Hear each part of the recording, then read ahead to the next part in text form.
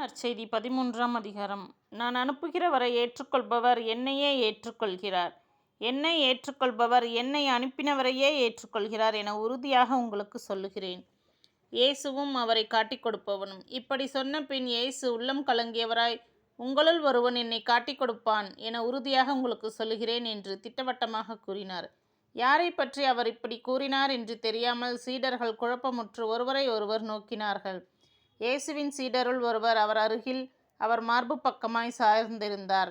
அவர் மேல் இயேசு அன்பு கொண்டிருந்தார். சீமோன் பேதுரு அவருக்கு சைகை காட்டி, யாரை பற்றி கூறுகிறார் என கேள் என்றார். இயேசுவின் அருகில் அவர் மார்பு பக்கமாய் சாய்ந்திருந்த அவர், ஆண்டவரே, அவன் யார் என்று கேட்டார். இயேசு மறுமொழியாக, நான் யாருக்கு அப்பத்துண்டை தோய்த்து கொடுக்கிறேனோ அவன்தான் என்று சொல்லி அப்பத்துண்டை தோய்த்து சீமோன் இஸ்காரியோத்தின் மகனாகிய யூதாசுக்கு கொடுத்தார்.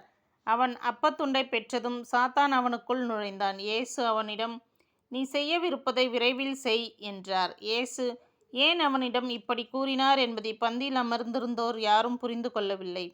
பணப்பை யூதாசிடம் இருந்ததால் திருவிழாவுக்கு தேவையானதை வாங்கவோ ஏழைகளுக்கு ஏதாவது கொடுக்கவோ இயேசு அவனிடம் கூறியிருக்கலாம் என்று சிலர் நினைத்து கொண்டனர். யூதாசு அப்பத்துண்டை பெற்றுக்கொண்டவுடன் வெளியே போனான். அது இரவு நேரம்.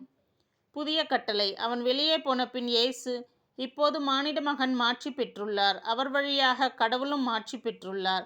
கடவுள் அவர் வழியாக மாட்சி பெற்றாரானால் கடவுளும் தம் வழியாய் அவரை மாட்சிப்படுத்துவார். அதையும் உடனே செய்வார்.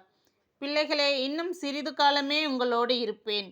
நீங்கள் என்னை தேடுவீர்கள். ஆனால் நான் போகும் இடத்திற்கு உங்களால் வர இயலாது. இதையே யூதர்களுக்கு சொன்னேன். இப்போது உங்களுக்கும் சொல்கிறேன்.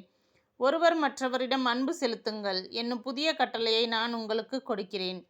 நான் உங்களிடம் அன்பு செலுத்தியது போல நீங்களும் ஒருவர் மற்றவரிடம் அன்பு செலுத்துங்கள். நீங்கள் ஒருவர் மற்றவருக்கு செலுத்தும் அன்பிலிருந்து நீங்கள் என் சீடர்கள் என்பதை எல்லோரும் அறிந்து கொள்வார் என்றார். பேதுரு மறுதலிப்பார் என முன்னறிவித்தல். சீமோன் பேதுரு இயேசுவிடம், ஆண்டவரே, நீர் எங்கே போகிறீர் என்று கேட்டார். இயேசு மறுமொழியாக, நான் போகும் இடத்திற்கு என்னை பின்தொடர்ந்து வர இப்பொழுது உன்னால் இயலாது. பின்னரே என்னை பின்தொடருவாய் என்றார். பேதுரு அவரிடம், ஆண்டவரே, ஏன் இப்போது நான் உம்மை பின்தொடர இயலாது? உமக்காக என் உயிரையும் கொடுப்பேன் என்றார். இயேசு அவரை பார்த்து, எனக்காக உயிரை கொடுப்பாயோ? நீ மும்முறை என்னை மறுதலிக்கும் முன் சேவல் கூவாது என உறுதியாக உனக்கு சொல்கிறேன் என்றார். ஆமீன்.